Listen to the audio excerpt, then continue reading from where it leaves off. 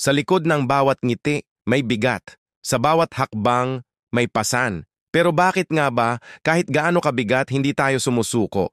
Ito ang 10 rason kung bakit. Walang ibang magtutuloy ng pangarap mo kundi ikaw. Kahit ilang ulit kang mapagod, tandaan mo, ikaw lang ang may tunay na laban. Lord, 2. May mga naniniwala sa'yo kahit tahimik lang sila.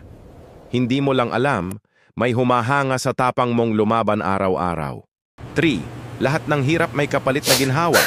Hindi instant pero darating, basta tuloy lang. 4. Kung susuko ka ngayon, sayang lahat ng pagod mo noon. Ilang beses ka nang umiyak, ilang gabi nang walang tulog, para saan lahat yon kung susuko ka lang? 5. May mga taong umaasa sa tagumpay mo.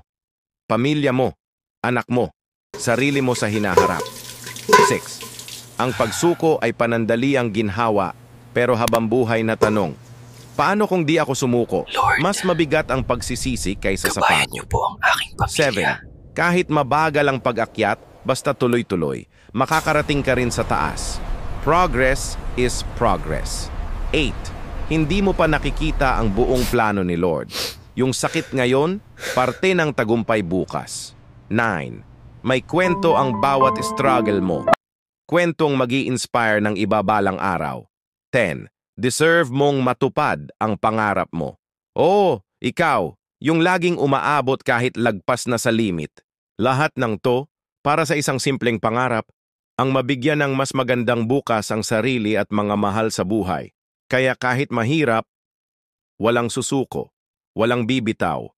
Laban lang hanggang dulo.